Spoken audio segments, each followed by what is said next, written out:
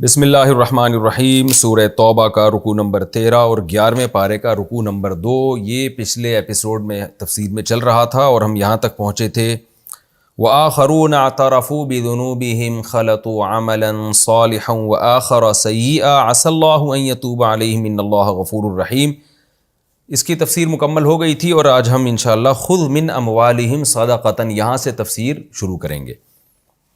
پچھلے ایپیسوڈ میں اس کا تذکرہ ہوا تھا کہ قرآن نے 4 طرح کے لوگوں کا تذکرہ کیا۔ ایک اعلیٰ درجے کے مومنین والسابقون الاولون میں ان کا تذکرہ ہے۔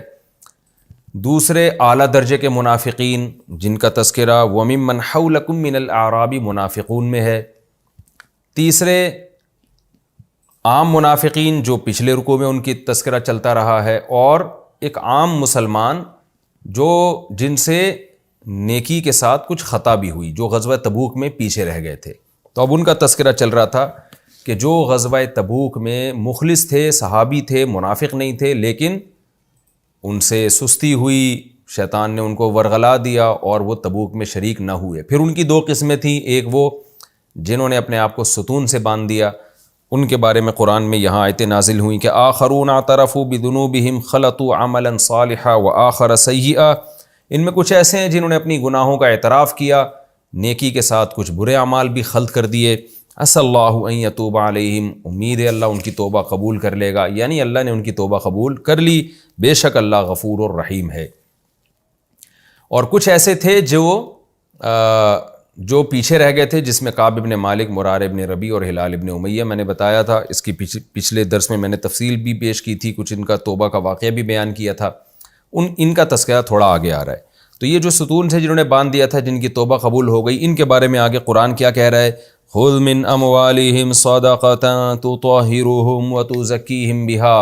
اے نبی، آپ ان کے مال کو وصول کر لیا کریں۔ آپ کو پتہ ہے پچھلے رکوع میں اللہ نے ایک منافق کا تذکرہ کیا تھا اور کہا تھا کہ ان سے ان کا صدقہ قبول نہ کریں۔ نبی نے پھر اپنی زندگی میں قبول نہیں کیا، حضرت ابوبکر نے قبول نہیں کیا، پھر حضرت عمر نے بھی قبول نہیں کیا، تاکہ یہ پتہ چل جائے کہ یہ منافق ہے۔ اور کیونکہ منافق جو دے رہا تھا دل سے نہیں دے رہا تھا، صرف اپنی جھیب مٹانے کے لیے، تو اللہ نے پابندی لگائی نبی پر کہ اس پکے منافق کا صدقہ آپ نے قبول نہیں کرنا۔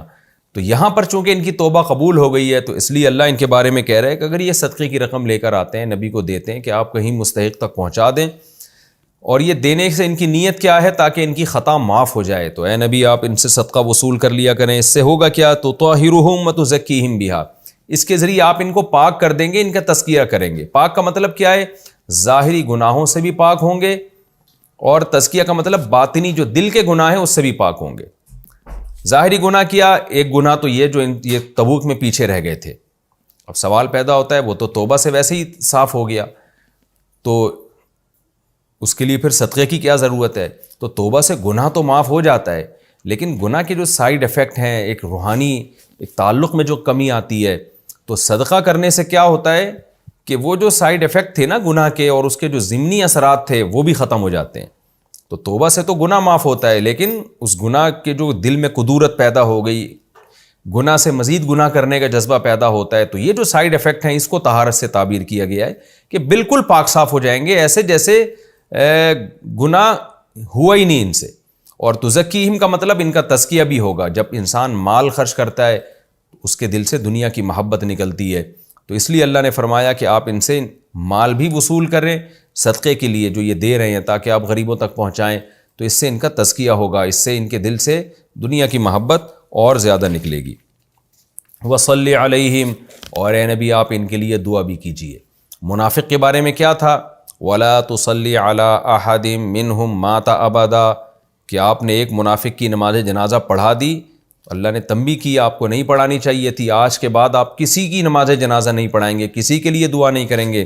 لیکن ان مخلص صحابہ کے بارے میں کہا جا رہا ہے کہ یہ اپنے لوگ ہیں، یہ اگر تبوک میں پیچھے رہ گئے اور انہوں نے اپنی کوتاہی کا اعتراف کر لیا، تو صلی علیہم، اے نبی آپ ان کے لیے دعا مانگیں۔ دیکھیں صلات کا لفظ اصل میں خاص قسم کی دعا کو، مخصوص اللہ کی رحمت کو کہا جاتا ہے، تو اس کی نسبت جب اللہ کی طرف ہوتی ہے تو اس کا مطلب رحمت بھیجنا، نبی کی طرف ہو تو رحمت کی دعا کرنا، فرشتوں کی طرف ہو تو بھی رحمت کی دعا کرنا۔ تو اب صلی کا مطلب کیا ہے؟ نبی یوں دعا مانگیں گے کہ اللہم صلی علی، اے اللہ ان پر صلات بھیج. تو علماء کہتے ہیں کہ صلات کے لفظ کے ساتھ صرف نبی کے لیے دعا جائز ہے، نبی کے علاوہ کے لیے رحمت کے لفظ کے ساتھ دعا مانگی جائے گی، صلات کے لفظ کے ساتھ نہیں.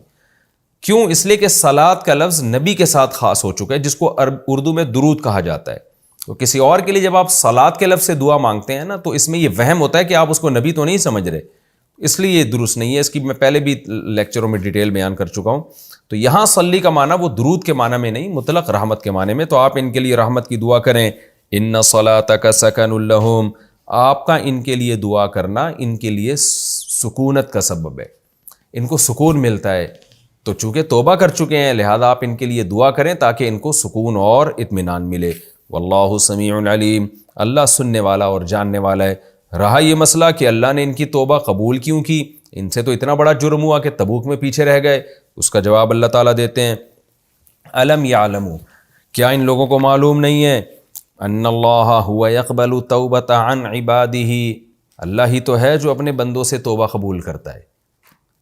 یعنی تم گناہ کر کے ناراض اگر اللہ کو کرتے ہو تو اس کا تلافی تو ایسا ہی ہوگی کہ توبہ کر کے اسی اللہ کو مناؤ. تو جیسے وہ گناہ پہ سزا دیتا ہے تو یہ بات تو سب کو معلوم ہے، تو کیا لوگوں کو یہ نہیں پتا کہ وہ توبہ بھی قبول کرتا ہے؟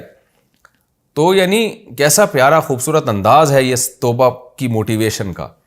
یعنی یہ تو گویا اللہ یوں سمجھا رہے ہیں کہ یہ تو سب کو ہی پتا ہے کہ گناہ پہ سزا اللہ دیتا ہے. تو الم یعلموا، کیا لوگوں کو یہ معلوم نہیں ہے کہ هو يقبل التوبۃ عن عبادہ، وہی اپنے بندوں سے توبہ بھی قبول کرتا ہے. وَيَأْخُذُ الصَّدَقَاتِ، اور صدقے بھی اللہ وصول کرتا ہے. یہ تو ظاہری طور پر ہم فقیر کو پکڑا رہے ہوتے ہیں اور ہم سمجھتے ہیں کہ غریب آدمی وصول کر رہا ہے، یا نبی کو دے رہے ہیں اور ہم سمجھ رہے ہیں نبی وصول کر رہے ہیں، یا اپنے کسی رشتہ دار کو دے رہے ہیں اور ہم سمجھ رہے ہیں رشتہ دار وصول کر رہا ہے. اللہ کہتے ہیں ایسا نہیں ہے، صدقہ اللہ وصول کر رہا ہے، تم اللہ کو دے رہے ہو. تو لہذا اگر تم سے خطا ہو جائے توبہ بھی کرو اور اس کی بھرپور تلافی کے لیے صدقات و خیرات بھی کرو. یہ سب اللہ کے ہاتھ میں جا رہی ہیں یہ سب چیزیں. وَأَنَّ اللَّهَ، اور کیا لوگوں کو معلوم نہیں ہے کہ بے شک اللہ تعالیٰ هُوَ التَّوَّابُ الرَّحِيمُ، بہت زیادہ توبہ قبول کرنے والا اور بہت زیادہ رحم کرنے والا ہے. یعنی صرف توبہ قبول نہیں کرتا، بہت زیادہ قبول کرتا ہے. اس کی عادت ہے توبہ قبول کرنا، اور پھر قبول کرنے کے بعد صرف اتنا نہیں ہوتا کہ سزا معاف ہو جائے گناہ کی، نہ اوپر سے الٹا رحم بھی کرتا ہے، اپنے بندوں سے محبت بھی کر جائے تو توبہ کرنے والے ہیں. جیسے قرآن میں دوسرے مقام پر آتا ہے نا، ان اللہ یحب التوابین ویحب المتطہرین، بے شک اللہ تعالیٰ توبہ کرنے والوں کو اور پاک صاف رہنے والوں کو پسند کرتا ہے. تو صرف اتنا نہیں ہے کہ توبہ کرنے والے کے گناہ کو معاف کر دے، بلکہ اللہ اس سے الٹا محبت کرنا شروع کر دیتے ہیں اور اس پر رحم بھی کرتے ہیں. وَقُلِ اعْمَلُوا، اور اے نبی آپ ان سے یہ بھی کہہ دیجئے جن سے خطا ہوئی ہے کہ اب مزید عمل کرو. فَسَيَرَ اللَّهُ عَمَلَكُمْ، عن قریب اللہ تمہارے عمل کو دیکھے گا. وَرَسُولُهُ، اور رسول بھی. وَالْمُؤْمِنُونَ، اور عام مومنین بھی. ٹھیک ہے تم سے خطا ہو گئی، تم نے توبہ کر لی، لیکن آئندہ کے لیے اب تم نے اصلاح کرنی ہے، سب دیکھیں گے آئندہ تم کیسے چلتے ہو. وَسَتُرَدُّونَ إِلَىٰ عَالِمِ الْغَيْبِ وَالشَّهَادَةِ، اور ان قریب تم عالم الغیب والشہادہ کی طرف لوٹائے جاؤ گے، وہ تمہارے ایک ایک عمل کی تمہیں خبر دے گا. یہ توبہ کرنے والے کو آئندہ کے لیے اصلاح احوال کی ترغیب دی جا رہی ہے. وَآخَرُونَ مُرْجَوْنَ لِأَمْرِ اللَّهِ، اب ان تین صحابہ کا تذکرہ ہے جن کا بائیکاٹ ہوا تھا، جو میں نے پچھلے لیکچر میں بہت ڈیٹیل سے بتایا تھا. ان کی توبہ کا اعلان نہیں ہوا بلکہ ان کے بارے میں بتایا جا رہا ہے کہ ان کا معاملہ ڈیلے کیا جا رہا ہے. وَآخَرُونَ مُرْجَوْنَ لِأَمْرِ اللَّهِ، کچھ دوسرے ایسے ہیں جو اللہ کے حکم کے لیے، اللہ کے حکم کے وقت تک کے لیے مرجونا، ان کے حکم کو ملتوی کیا جا رہا ہے، ڈیلے کیا جا رہا ہے. کیا ڈیلے کیا جا رہا ہے؟ ہوگا کیا ان کے ساتھ؟ اما یعذبہم، یا تو اللہ ان کو عذاب دے گا، سزا دے گا کہ تبوک میں پیچھے کیوں رہ گئے تھے. ٹھیک ہے اہل ایمان میں سے ہیں، نیک لوگوں میں سے ہیں، تو نیک آدمی کو جہاں نیکی کی کا اچھا بدلہ ملتا ہے تو گناہ کی سزا بھی ملتی ہے. تو ابھی اللہ پر ہے کہ اللہ ان کو سزا دے گا. وَإِمَّا يَتُوبُ عَلَيْهِمْ، یا ہو سکتا ہے اللہ ان کی توبہ قبول کر لے. تو یہ بھی ایک انداز ہے. دیکھیں سوال پیدا ہوتا ہے کہ بھئی اللہ کا وعدہ ہے جو توبہ کرے گا اللہ اس کی توبہ قبول کرے گا. اب جب یہ تین صحابی نے توبہ بھی کر لی، گناہ کا اعتراف بھی کر لیا، تو اب قرآن یہ کیوں کہہ رہا ہے کہ ان کے معاملے کو ہم ڈیلے کر رہے ہیں؟ ہم دیکھتے ہیں ہم نے کرنا کیا ہے، کہ یا تو ہم ان کی توبہ قبول کریں گے یا ہم ان کو عذاب دیں گے، ہماری مرضی ہے، ہم ان کا معاملہ ڈیلے کر رہے ہیں.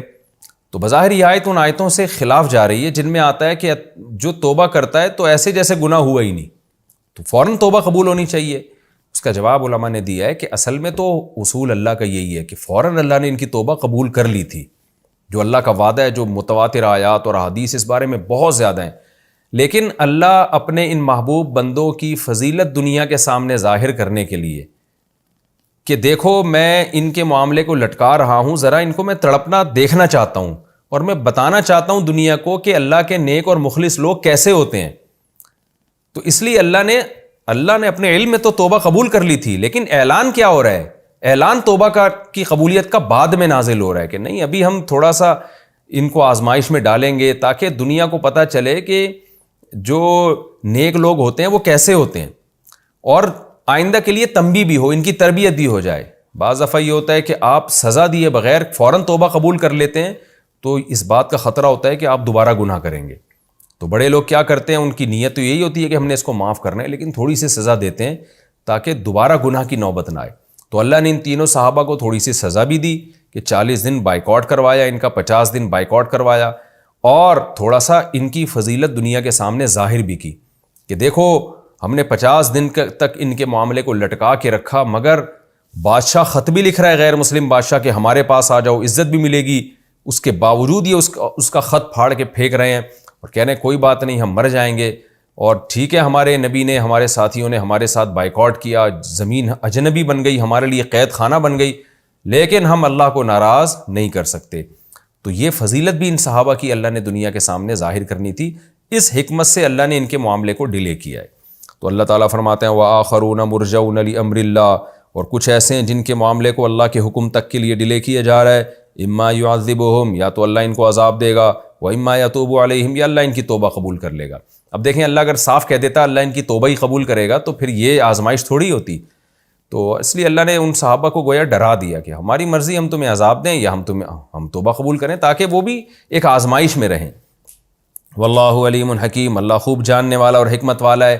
کیا مطلب؟ اللہ کو پتہ ہے کس کو سزا دینی، کس کو عذاب دینا، وہ سب جانتا ہے، اور حکمت والا بھی ہے، جو بھی فیصلہ کرے گا وہ حکمت پر مبنی ہوگا۔ تو یہ والا فیصلہ بھی اس کا حکمت پر مبنی ہے کہ ان کی توبہ کی قبولیت کو ڈیلے کیا جا رہا ہے۔ تو ان کی توبہ قبول ہوئی نہیں ہوئی، پھر یہ بعد والے رکوع میں آ رہا ہے، یہاں دوسرے منافقین کا تذکرہ دوبارہ سے شروع ہو گیا۔ تو وہ پھر 40 دن ان کا بائیکاٹ چلتا رہا، وہ سب اس کے درمیان یہ آیتیں نازل ہوتی رہیں، پھر بالآخر 40-50 دن کے بعد وہ آیتیں نازل ہوئیں سورہ توبہ کی، جن میں اللہ نے بتایا کہ ہم نے ان کی توبہ قبول کر لی ہے۔ تو اس دوران یہ بیچ میں دوسری آیتیں نازل ہوئیں۔ وہ آیتیں کیا تھیں؟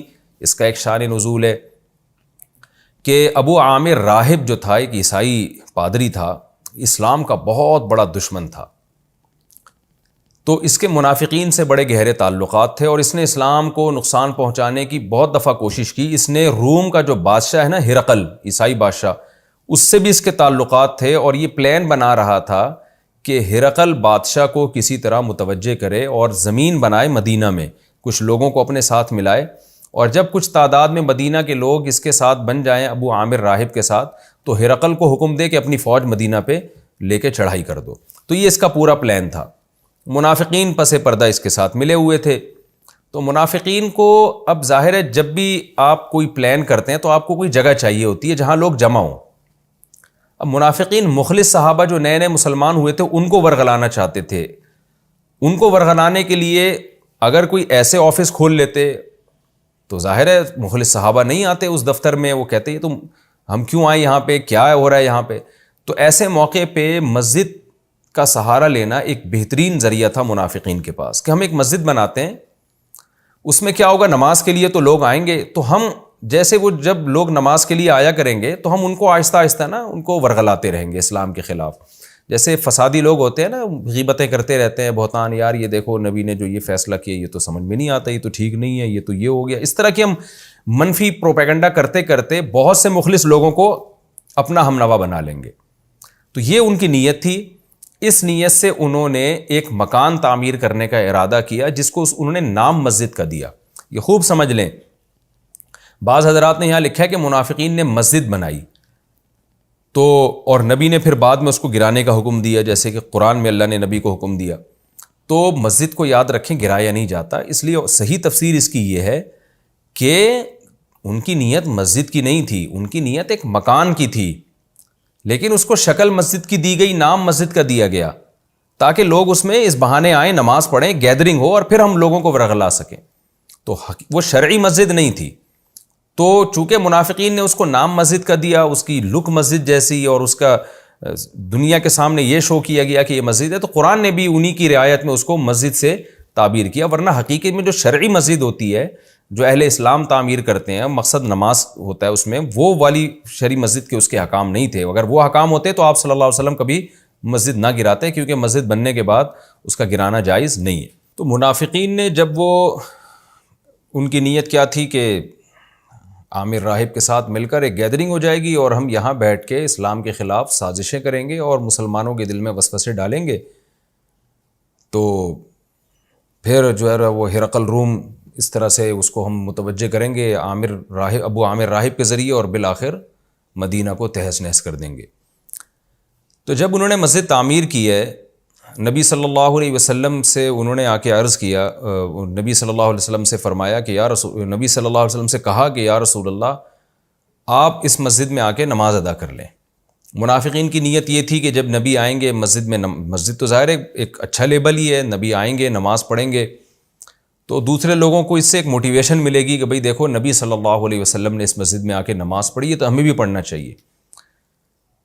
تو آپ صلی اللہ علیہ وسلم کو پوری صورتحال کا علم نہیں تھا کہ ان کے پیچھے کیا سازشیں ہیں، تو آپ صلی اللہ علیہ وسلم نے ان منافقین سے وعدہ کر لیا کہ تبوک سے واپسی پر میں انشاءاللہ اس مسجد میں آؤں گا اور نماز پڑھوں گا، کیونکہ آپ نے تو یہ سمجھا کہ خیر خواہی کی نیت سے شاید مسجد بنائی ہوگی انہوں نے، لیکن قرآن مجید نے آپ صلی اللہ علیہ وسلم پر تبوک کے موقع پر یہ آیتیں نازل کی، اللہ تعالیٰ نے یہ آیتیں نازل کی اور قرآن مجید کا حصہ بنا دیا ان آیتوں کو، اور اس میں بتا دیا گیا کہ یہ جو مسجد جو منافقین نے بنائی ہے یہ ظاہر میں مسجد ہے، حقیقت میں یہ زرار ہے۔ زرار کا مطلب نقصان پہنچانے کا ایک جگہ ہے، نقصان پہنچانے کی ایک پلیس ہے، جس کا مقصد کیا ہے کہ جو اسلام دشمن عناصر ہیں ان کے ساتھ مل کر اسلام کو تہس نہس کیا جا سکے، لہذا آپ کبھی بھی اس مسجد میں جا کے نماز نہ پڑھیں۔ چنانچہ جب یہ آیتیں نازل ہوئیں تو آپ صلی اللہ علیہ وسلم نے نہ صرف یہ کہ نماز نہیں پڑھی بلکہ صحابہ کو بھیجا کہ جا کے اس کو جلا دو اور اس کی عمارتوں کو گرا دو۔ تو یہاں سے ان کے جو منافقین کا جو ایک بہت بڑا پلان تھا وہ سارا برباد ہو گیا۔ اسی کا قرآن نے تذکرہ کیا، والذین اتخذوا مسجدا ضرارا، اور وہ لوگ جنہوں نے بنائی ایک مسجد ضرارا جو نقصان پہنچانے والی تھی۔ تقویٰ مسلمانوں میں اسلام کی ترغیب یا عبادت اس کی نیت نہیں تھی، وہ کفرن، اور کفر کے لیے بنائی۔ کفر کا مطلب کیا؟ تاکہ وہاں بیٹھ کے کفر کو پروموٹ کریں، کفر کی باتیں کریں۔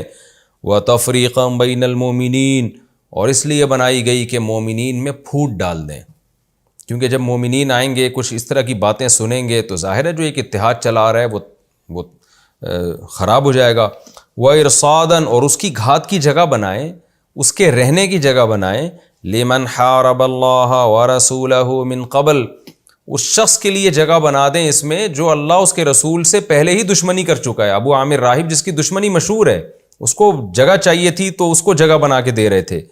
وَلَا يَحْلِفُنَّ، اور قسمیں اٹھا اٹھا کے کہہ رہے ہیں، إِنْ أَرَدْنَا إِلَّا الْحُسْنَى، کہ ہمارا ارادہ اچھائی کے سوا کچھ بھی نہیں ہے، ہم نے تو اسلام کی تبلیغ کے لیے مسجد بنائی ہے۔ اے نبی، اللہ آپ کو خبردار کرتا ہے، وَاللَّهُ يَشْهَدُ إِنَّهُمْ لَكَاذِبُونَ، اللہ گواہی دیتا ہے کہ یہ جھوٹ بول رہے ہیں۔ لا تقم فیہ ابدا، اے نبی آپ اس مسجد میں کبھی بھی قیام نہ کریں، کبھی بھی قیام نہ کریں۔ لمسجد اسس علی التقوی من اول یوم احق ان تقوم فیہ، ہوتا یہ تھا کہ نبی صلی اللہ علیہ وسلم جب ہجرت کر کے آئے نا مدینہ منورہ، تو ڈائریکٹ مدینہ شہر میں داخل نہیں ہوئے آپ، بلکہ آپ نے پہلے مدینہ کے قریب میں ایک محلہ تھا، ایک گاؤں تھا یوں سمجھ لیں، اس کا نام تھا قبا، تو وہاں آپ صلی اللہ علیہ وسلم نے پڑاؤ ڈالا، تو وہاں آپ نے نماز پڑھی، صحابہ نے وہاں مسجد بنائی۔ وہ اسلام کی سب سے پہلی مسجد تھی جو آج مسجد قبا کے نام سے ہے۔ تو آپ صلی اللہ علیہ وسلم نے کچھ دن وہاں قیام کیا، نمازیں پڑھیں، اس کے بعد آپ صلی اللہ علیہ وسلم مدینہ منورہ تشریف لے گئے اور آپ نے وہاں شہر میں مسجد نبوی کی بنیاد رکھی۔ لیکن آپ صلی اللہ علیہ وسلم کو اس مسجد سے محبت تھی، اہل قباء سے محبت تھی، وہاں کے لوگوں نے آپ کا بڑا اکرام کیا تھا، تو آپ ہر ہفتے کو مدینہ منورہ سے پیدل چل کے آپ صلی اللہ علیہ وسلم، پیدل یا سواری پہ آپ صلی اللہ علیہ وسلم قباء تشریف لاتے اور وہاں نماز پڑھتے. تو یہ تاکہ اس کی فضیلت کو بیان کیا جا سکے اور وہاں کے لوگوں کو ایک حوصلہ ملے. اور آپ نے مسجد قباء میں نماز پڑھنے کی فضیلت بھی بیان کی کہ عمرے کا ثواب ملتا ہے. یہی وجہ ہے کہ آج جتنے بھی حاجی حج کرنے جاتے ہیں اور جو مدینہ منورہ جاتے ہیں تو وہ قباء میں جا کے بھی ہر حاجی کی کوشش ہوتی ہے میں 2 رکعت پڑھوں تاکہ مجھے بھی وہ حج عمرے کی فضیلت حاصل ہو جائے اور آپ صلی اللہ علیہ وسلم کی ایک سنت بھی زندہ ہو جائے. تو یہی طرز عمل منافقین نے کیا کہ بھئی آپ قباء تو آتے ہی ہیں تو آپ ادھر بھی آئیں. تو آپ نے چونکہ پہلے وعدہ کر لیا تھا، لیکن اللہ نے جب حکم نازل کیا اور بتا دیا کہ یہ مسجد نہیں ہے تو آپ صلی اللہ علیہ وسلم نے وہاں جانے کا ارادہ ترک کر دیا. تو اللہ نے ایسے موقع پہ قباء مسجد کی فضیلت بیان کی کہ جو قباء مسجد ہے نا اس کے لوگ پاکیزہ لوگ ہیں، مخلص لوگ ہیں، تو وہ مسجد زیادہ حقدار ہے کہ آپ وہاں جا کے نماز پڑھایا کریں، کیونکہ اس مسجد کی بیس تقوی اور اللہ کی رضا پر تھی. جو وہاں صحابہ نے مسجد بنائی وہ تقوی اور اللہ کی رضا کی بیس پہ بنائی ہے مسجد. وہ لوگ بھی اس کے حقدار ہیں کہ آپ ان کے پاس جائیں اور وہ مسجد بھی اس کی حقدار ہے کہ آپ اس میں جا کے نماز پڑھیں.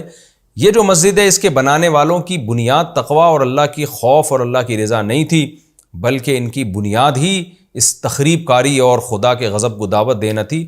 لہذا اس مسجد میں آپ کبھی بھی قیام نہ کریں. تو اس لیے یہ آیتیں نازل ہوئیں، فرمایا لمسجد اسس علی التقوی، وہ مسجد جس کی بنیاد تقوی پر ہے، من اول یوم، پہلے ہی دن سے تقوی کی بیس پہ بنیاد رکھی گئی، احق ان تقوم فیہ، وہ اس بات کی زیادہ حقدار ہے کہ آپ اس میں قیام کریں یعنی نماز پڑھیں. فیہ رجال، اس مسجد میں ایسے لوگ ہیں، یحبون ان یتطہروا، جو اس بات کو پسند کرتے ہیں کہ خوب پاکیزہ رہا کریں وہ.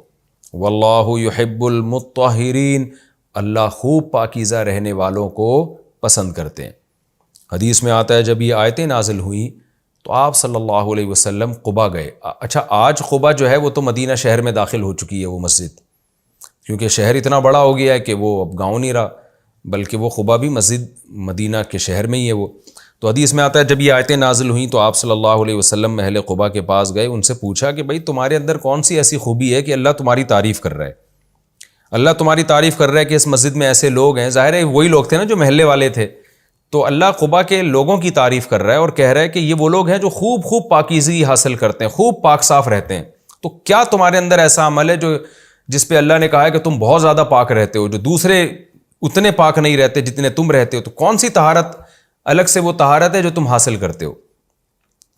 تو انہوں نے عرض کیا کہ یا رسول اللہ، ہم استنجا کرنے کے بعد اسے پانی سے دھوتے ہیں.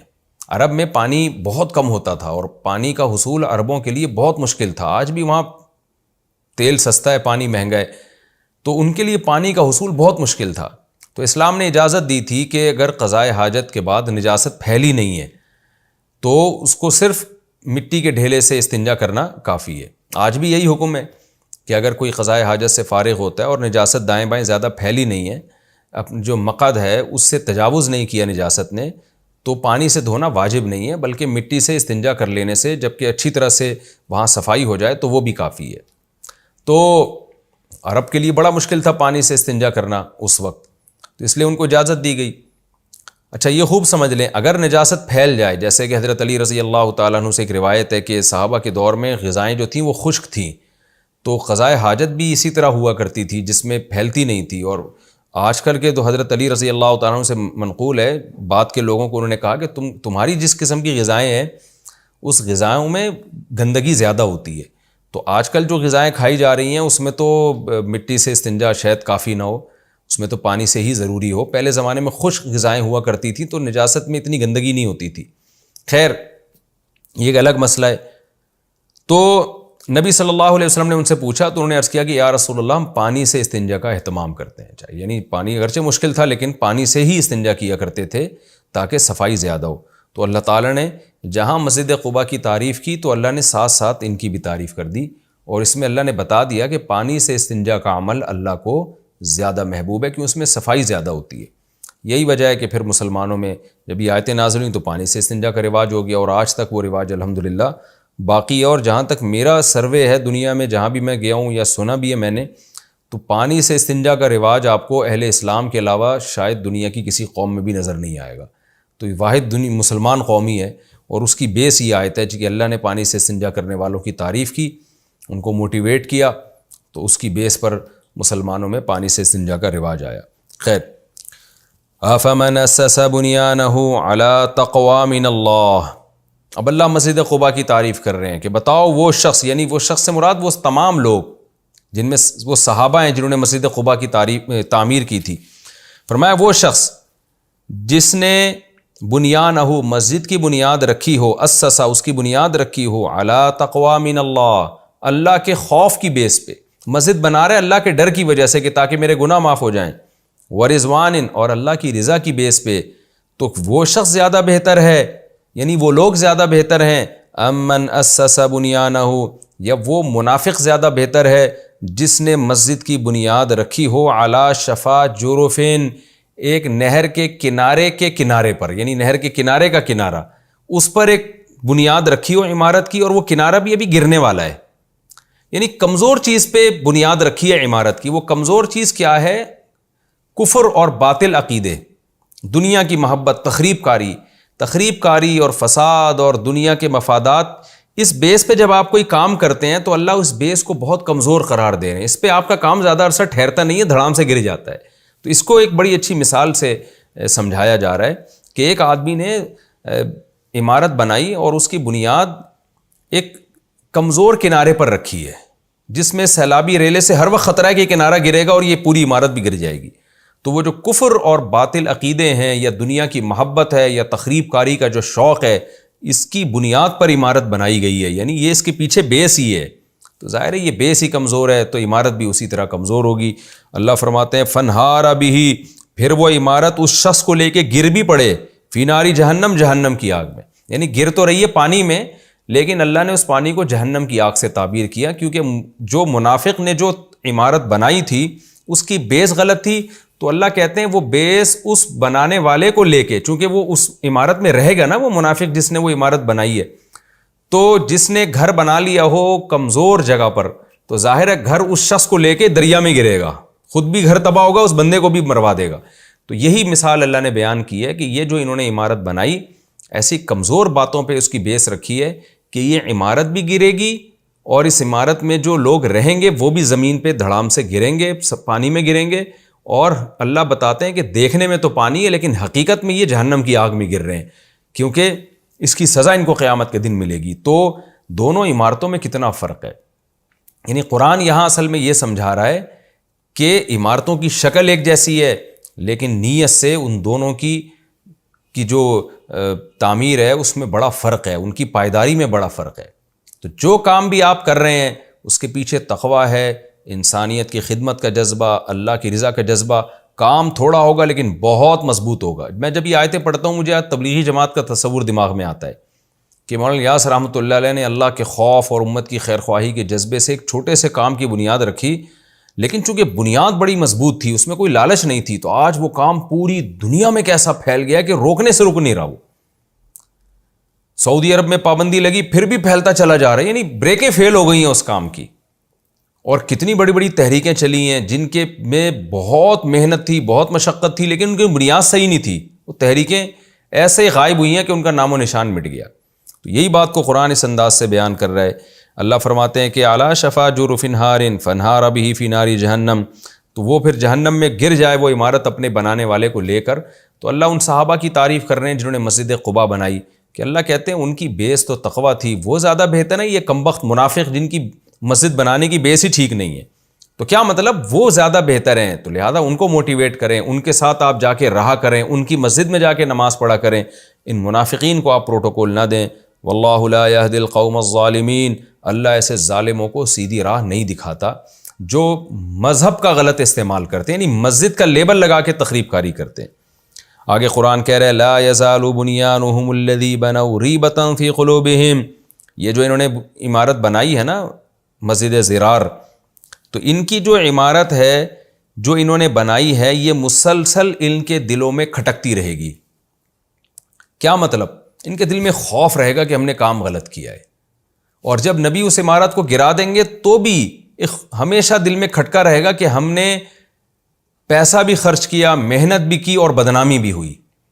تو اس میں بھی یہ بتایا گیا ہے کہ آپ غلط چیز پہ جس کام کی بنیاد رکھتے ہیں نا، غلط عقیدے پہ، تو وہ کام آپ کے دل میں کھٹکتا ہے. آپ اخلاص کی بیس پر جب کوئی کام کرتے ہیں تو اس سے آپ کو سکون ملتا ہے، اور جب آپ غلط چیز پہ کسی کام کی بنیاد رکھتے ہیں، غلط نیت پہ، تو اس کام میں آپ کو کھٹکا لگا رہتا ہے. مجھے یاد ہے ایک شخص قاتل تھا، اس نے علماء کا قتل کیا. بعد میں ہمیں اس کے بارے میں اطلاعات ملی کہ اس نے بتایا کہ میرا سکون ہمیشہ برباد رہتا ہے. تو کام تو کر لیا پیسوں کی لالچ میں، لوگوں کو قتل بھی کر دیا، لیکن سکون، کیونکہ ایک دل میں کھٹکا لگا رہتا ہے نا کہ یار ہم نے غلط کیا، پکڑے بھی جا سکتے ہیں، آخرت میں بھی سزا مل سکتی ہے. تو جتنے بھی مجرم لوگ ہوتے ہیں جن کی بیس ہی غلط ہوتی ہے، تو اللہ ان کے دلوں کا سکون چھین لیتا ہے. یہی اس آیت کا مفہوم ہے کہ جو انہوں نے عمارت بنائی ہے یہ ان کے دل میں کھٹکتی رہے گی، یعنی ان کو سکون پھر بھی حاصل نہیں ہوگا. الا ان تقطع قلوبہم، الا یہ کہ ان کے دل ہی ختم ہو جائیں. یعنی ایک محاورہ ہے کہ دل میں خوف ہوتا ہے نا، تو جب آپ کہتے ہیں کہ یار تیرے دل میں ہمیشہ خوف رہے گا جب تک تیرے سینے میں دل ہے، مطلب یہ کہ ہمیشہ خوف رہے گا، یہ کبھی ختم نہیں ہوگا. تو اس میں کنایتاً یوں کہا جاتا ہے کہ جب تک تیرے سینے میں دل ہے، جب دل ختم ہو جائے گا تو خوف بھی ختم ہو جائے گا. ظاہر ہے دل کبھی ختم نہیں ہوتا. ایک دل جسمانی دل ہے جو زندگی میں ہے، پھر موت کے بعد بھی انسان کو جو برزخی زندگی میں دل ملتا ہے تو منافق کے پھر اس دل میں خوف پیدا ہو جائے گا، پھر آخرت میں جو دل دیا جائے گا اس میں خوف پیدا ہو جائے گا. تو یہ بتانے کے لیے کہ ہمیشہ ان کے دل میں اس برائی، اس جرم پہ جو دل میں کھٹکا ہے وہ ہمیشہ موجود رہے گا. واللہ علیم حکیم، اللہ جاننے والا اور حکمت والا ہے. یہ ہمارا رکوع الحمدللہ کمپلیٹ ہوا، رکوع نمبر 13 اور 3. میں انشاءاللہ اس میں جو علمی نکات ہیں وہ بیان کرتا ہوں، پھر وقت بچتا ہے تو ہم آگے چلتے ہیں. یہ رکوع ہمارا یہاں سے رکوع نمبر 13 اور 2 3 نہیں، یہ ہمارا رکوع یہاں سے شروع ہوا تھا. والسابقون الاولون من المہاجرین والانصار والذین اتبعوہم باحسان. اللہ نے اس میں صحابہ کی فضیلت بیان کی کہ جو مہاجر صحابہ ہیں وہ بھی، جو انصار صحابہ ہیں وہ بھی، اور پھر قرآن کہہ رہے جو ان کی اتباع کریں گے اخلاص کے ساتھ. ان تینوں کے لیے خوشخبریاں ہیں. اس میں ہمیں نقطے کی بات کیا پتہ چلتی ہے کہ جو آج کل متجدد لوگ پیدا ہو رہے ہیں کہ ہم قرآن و حدیث کو خود سے سمجھیں گے، خود سے عمل کریں گے، ہم کسی کو فالو نہیں کریں گے، یہ لوگ گمراہی کی طرف آپ کو دعوت دے رہے ہیں. قرآن تو کیا کہہ رہا ہے کہ جو سب سے پہلے لوگ ایمان لائے اور انصار اور مہاجر، ان کو فالو کرو، ان اشخاص کو فالو کرو. تو اسلام میں آپ اشخاص کو، رجال کو نکال نہیں سکتے اپنی ڈکشنری سے. یہ جو لوگ کہتے ہیں نا کہ ہم کسی کو نہیں مانتے، ہم بس خود سے قرآن و حدیث سمجھتے ہیں، تو قرآن تو کہہ رہا ہے جو پہلے ایمان لائے مہاجر انصار والذین تبعوہم، جو ان کو فالو کریں گے اخلاص کے ساتھ، ان سب سے اللہ کی رضا کا وعدہ ہے. تو آپ قرآن و سنت کی ایسی تشریح نہیں کر سکتے جو صحابہ اور تابعین سے ہٹ کرو. آپ نے اپنے پہلوؤں کو فالو کرنا ہے. جو بھی آپ سے پہلے گزرے ہیں ان میں آپ نے تلاش کرنا ہے کون اہل حق تھے، کون اہل باطل. اہل باطل سے بچنا ہے اور اہل حق کو آپ نے قدم بقدم فالو کرنا ہے. تو یہ سلسلہ قیامت تک چلا ہے. آپ سے پہلے والے، آپ اپنے باپ دادا کو، جو روحانی باپ دادا ہیں، جو اہل حق ہیں، ان کو فالو کرو گے. آپ کے روحانی باپ داداؤں نے اپنے روحانی باپ دادا کو فالو کیا، انہوں نے اپنوں ہوتے ہوتے یہ سلسلہ تابعین تک اور پھر صحابہ اور انصار اور مہاجر صحابہ تک پہنچتا ہے. تو ان سب سے اللہ نے رضا کا وعدہ کیا ہے، اور اگر اس سلسلے سے آپ ہٹ جاؤ گے تو پھر گمراہی کے علاوہ کچھ بھی نہیں ہے. اس میں صحابہ کرام کی فضیلت بھی بیان ہو گئی. مہاجر اور انصار صحابہ کا اللہ نے الگ سے پہلے تذکرہ کیا اور ان کو فالو کرنے والوں کا بعد میں تبصرہ کیا. اسی سے علماء نے تابعین کی فضیلت پر بھی استدلال کیا ہے کہ جیسے صحابہ فضیلت میں سب سے پہلے ہیں تو تابعین اس کے بعد فضیلت میں دوسرے نمبر پہ سب سے پہلے ہیں. کیونکہ فضیلت کی وجہ اللہ بیان کر رہے ہیں اتباع کرنا. تو تابعین کو تو کہتے ہی تابع اس لیے کہ انہوں نے براہ راست صحابہ کی اتباع کی ہے. ہم جو صحابہ کو فالو کر رہے ہیں وہ تابعین، تبع تابعین اور اس کے بعد کے بہت سارے واسطوں کے ذریعے فالو کر رہے ہیں، اور تابعین نے براہ راست صحابہ کو فالو کیا ہے. تو اس سے ان تابعین کی فضیلت بھی معلوم ہوتی ہے. ایک بات تو یہ پتہ چلی ہمیں. دوسری بات، قرآن نے کہا کہ بہت سے منافق ایسے ہیں جن کو تم نہیں جانتے. اس سے ہمیں پتہ چلتا ہے کہ آج ہمارے ہاں بھی ایسے بہت سے دشمن ہوں گے جن کو ہم نہیں جانتے. تو قرآن ہمیں ہوشیار کر رہا ہے کہ ایسے لوگوں سے ہوشیار رہو. بہت سے ایسے نظر آئیں گے جو آپ کے بڑے مخلص ہیں، ہو سکتا ہے وہ بہت بڑے فراڈی ہوں، یعنی اتنے بڑے ہوں کہ آپ ان کو پہچان ہی نہ پا رہے ہوں. تو بدگمانی کی شریعت میں اجازت بالکل بھی نہیں ہے کہ آپ خام خواہ میں کسی سے بدگمان ہونا شروع ہو جائیں، لیکن بہرحال ہوشیار رہنے کا شریعت میں ہمیں حکم دیا گیا ہے۔ تیسرا ہمیں کیا پتہ چلا، آخرون اعترفوا بذنوبہم خلطوا عملا صالحا وآخر سیئا۔ صحابہ میں جیسے بعض ایسے صحابہ تھے جن سے کچھ خطائیں بھی ہو گئیں، تو اللہ نے ان کے لیے راستہ بتایا، بھائی توبہ کرو۔ انہوں نے توبہ کی، اللہ نے کیسی توبہ قبول کی کہ قرآن کی آیتیں بنا کے اس قبولیت کو نازل کر دیا۔ اور پھر قرآن نے یہ بھی بتایا، الم یعلموا ان اللہ هو يقبل التوبۃ عن عبادہ، کیا تمہیں پتہ نہیں ہے کہ اللہ اپنے بندوں سے توبہ قبول کرتا ہے؟ یعنی جیسے اللہ سزا دیتا ہے تو توبہ بھی اللہ قبول کرتا ہے۔ تو دیکھیں ہم تو اس مقام پہ نہیں ہیں صحابہ کے جو والسابقون الاولون میں اپنے آپ کو لے کر آئیں کہ جو ہر موقع پہ نبی کے ساتھ تھے، ہم سے تو بڑی کوتاہیاں ہوئی ہیں۔ تو ہمارے لیے بھی ان آیتوں میں اللہ نے ایک امید کی بات کی ہے۔ وہ امید کی بات یہی ہے کہ بھائی ہم سے اگر خطا ہوتی ہے تو ہم توبہ کر کے اللہ کو منا لیں۔ ایک بڑے بزرگ کا قول ہے، وہ کہتے ہیں میں نے قرآن میں تلاش کیا تو مجھے 2 قسم کے لوگ نظر آئے، یعنی پورے قرآن میں 2 قسم کے لوگ نظر آئے۔ یا تو قرآن جب جنتی لوگوں کی بات کرتا ہے تو بہت اچھی علامتیں اہل جنت کی بیان کرتا ہے کہ وہ اس دن رات اللہ کی راہ میں خرچ کرتے ہیں، ان کے پہلو رات کو بستروں سے جدا رہتے ہیں، تہجد میں کھڑے رہتے ہیں، اللہ کے خوف سے اللہ کو پکارتے ہیں، جنت کی امید پہ اللہ کو پکارتے ہیں، اور ایسا کرتے ہیں ایسا کرتے ہیں۔ اتنی اللہ نے ان کی صفات بیان کی ہیں کہ کہتے ہیں وہ ایسی صفات ہیں کہ ہمیں لگا کہ ہم اس میں سے نہیں ہیں۔ پھر ہم نے کہا کہ شاید ہم برے لوگوں میں سے ہوں، تو اللہ نے جو برے لوگوں کا قرآن میں تذکرہ کیا وہ اتنے برے لوگ ہیں، جیسے کافروں کا اللہ تذکرہ کرتا ہے کہ مال روکتے ہیں، لا یحض علی طعام المسکین، خود تو مسکینوں کو کھانا کیا کھلاتے، دوسرے کو بھی ترغیب نہیں دیتے، اور پھر رشتہ داری توڑتے ہیں، معاہدوں کی خلاف ورزی کرتے ہیں، اور بہت ساری جو برائیاں قرآن نے بیان کی۔ تو کہتے ہیں ہم نے دیکھا کہ بھائی ہم اتنے برے بھی نہیں ہیں، تو ہمیں ایسا لگا کہ اللہ نے ہم جیسے لوگوں کا تو قرآن میں تذکرہ نہیں کیا۔ تو پھر انہوں نے کہا یہ والی آیت ایسی ہے جس سے پتہ چلتا ہے کہ اللہ نے ہم جیسوں کا بھی قرآن میں تذکرہ کیا۔ وہ کیا ہے؟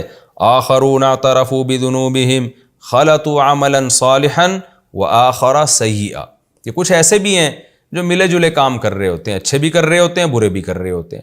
تو یہ آیت پہلے تو صحابہ کے بارے میں نازل ہوئی، وہ زیادہ تر تو اچھا ہی کر رہے تھے، وہ ایک ان سے غلطی ہوئی کہ تبوک میں پیچھے رہ گئے وہ، لیکن ہم تو بہت کچھ اٹرم پٹرم کر رہے ہوتے ہیں، تو بہت الٹے سیدھے کام بھی، بہت اچھے اچھے کام بھی کر رہے ہوتے ہیں۔ تو لیکن ہمیں اس سے ایک اشارہ مل گیا کہ بھائی جیسے وہ تبوک میں پیچھے رہ گئے تھے تو توبہ کر لی، تو اللہ نے ان کو بھی مخلص صحابہ میں شامل کر لیا۔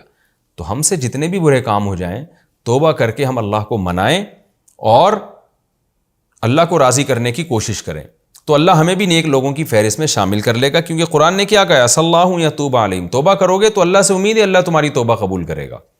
تو امید کا مطلب میں نے بار بار بتایا یہاں یقین ہی کے معنی میں ہوتا ہے، تو اللہ ہمیں بھی ان لوگوں میں شامل کر لے گا، تو اس میں ہمارے لیے بڑی ایک امید کی بات ہے۔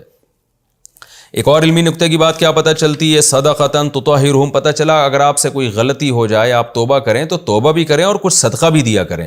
صدقے سے اللہ کا غضب کم ہوتا ہے، صدقے سے اس گناہ کے جو سائیڈ ایفیکٹ ہیں اس کے بھی ختم ہونے کا پورا امکان ہوتا ہے۔ تو اس لیے اس رکوع میں ہمیں یہ بھی پتہ چلتا ہے۔ اور اس میں ایک اور اہم نکتے کی بات پتہ چلتی ہے کہ اللہ تعالیٰ نے 3 صحابہ کی جو توبہ قبول کی تو فوراً اعلان نہیں کیا، بلکہ کیا کہا، مرجون لامر اللہ اما یعذبہم و اما یتوب علیہم، کہ ان میں چند کو مہلت دی جا رہی ہے، اللہ فیصلہ کرے گا کہ عذاب دینا ہے یا توبہ قبول کرنی ہے۔ حالانکہ اللہ نے تو فیصلہ کرنا تھا توبہ ہی قبول ہی کرنی ہے، کیونکہ اللہ کا وعدہ ہے توبہ اللہ قبول کرتا ہے، لیکن ان کو اناؤنس کیوں نہیں کیا جا رہا؟ اس میں تربیت کا ایک عنصر ہے۔ تو اس میں یہ ہمیں سبق ملتا ہے کہ اپنے ماتحتوں کی غلطی پر اگر وہ سوری کرتے ہیں تو ہمیشہ فوراً معاف نہیں کرنا چاہیے۔ بعض دفعہ اگر آپ کو یہ خطرہ ہے کہ میں نے فوراً معاف کر دیا نا تو یہ دوبارہ یہ غلطی کرے گا، تو تھوڑا سا اس کو ڈیلے بھی کر سکتے ہیں، تھوڑا سا آپ ناراض ہو سکتے ہیں، روٹ سکتے ہیں، تاکہ اس کی تربیت ہو۔ تو یہ تربیت کا بھی ہمیں ان آیتوں سے پتہ چلتا ہے کہ اگرچہ آپ کے دل میں یہ ہو کہ میں اس کو سزا نہیں دوں گا، لیکن بچوں کی تربیت کے لیے، ماتحتوں کی تربیت کے لیے تھوڑا ناراض ہو جانا، روٹ جانا، تھوڑی سی سزا دے دینا، تاکہ ان کو ان کے دل میں اس برائی بیٹھ جائے کہ یہ بہت برا کام ہم نے کیا۔ اگر آپ کوئی غلطی کرے اور معافی مانگے فوراً معاف کر دیں تو ہو سکتا ہے اس کے دل میں اس غلطی کی برائی ختم ہو جائے، وہ سمجھے یہ تو ہلکا پھلکا کام ہے، جب کرو معافی مانگو تو معاف ہو جاتا ہے۔ تو ہمیں یہ بھی ایک اس سے سبق ملتا ہے۔ اور ایک اہم ترین سبق والذین اتخذوا مسجدا ضرارا، منافقین نے مسجد بنائی نقصان پہنچانے کے لیے. بہت اہم سبق یہ ملتا ہے کہ بعض کام بہت اچھے لگتے ہیں دیکھنے میں لیکن اس کے پیچھے جذبہ اچھا نہیں ہوتا. مذہب کے نام پہ بھی تخریب کاری ہوتی. جیسے منافق سینما گھر بنا کے اسلام کے خلاف نہیں چل رہے تھے، مسجد بنا کے اسلام کی مخالفت کر رہے تھے. تو آج بھی ایسے لوگ آپ کو صفوں میں ملیں گے جو لیبل مذہب کا لگاتے ہیں، باتیں بڑی اچھی کر رہے ہوتے ہیں، کام ان کا تخریب کاری، فرقواریت پھیلانا، لالچ، ہوس، یہ سب چیزیں ان کا مقصد ہوتا ہے. اور بعض دفعہ مسجد بھی اسی نیت سے بنائی جاتی ہے. اسلام کا مقصد پیش نظر نہیں ہوتا، اپنے فرقے کو پروموٹ کرنا، دوسرے کو دبانا.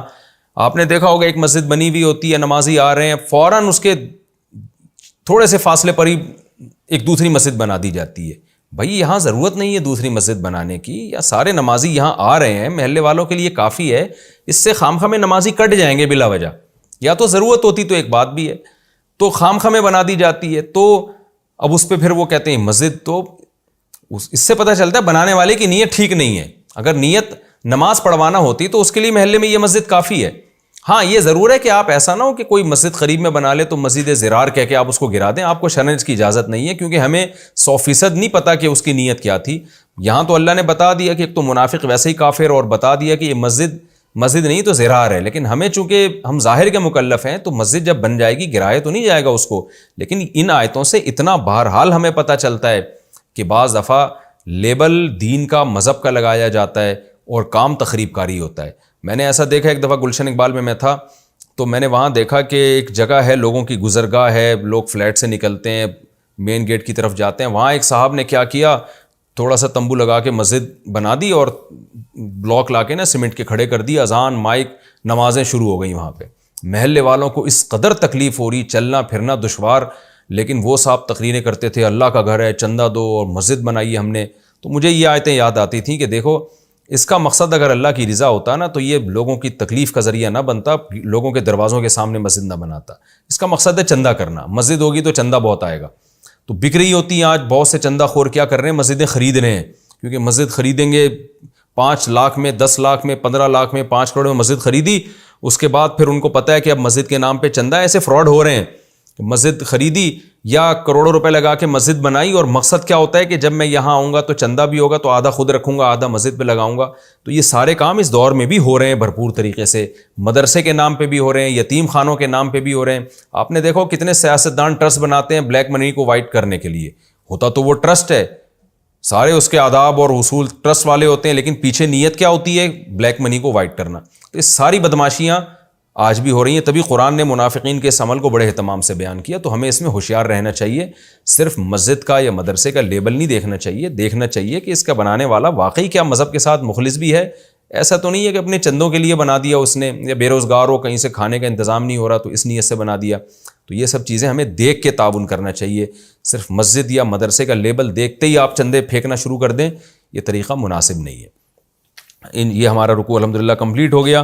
اس کے بعد انشاءاللہ ہم اگلے ایپیسوڈ میں سورہ توبہ کا رکوع نمبر 14 اور 11ویں پارے کا رکوع نمبر 3 انشاءاللہ ہم شروع کریں گے. اللہ ہمیں سمجھنے کی، عمل کی توفیق عطا فرمائے. وما علینا الا البلاغ.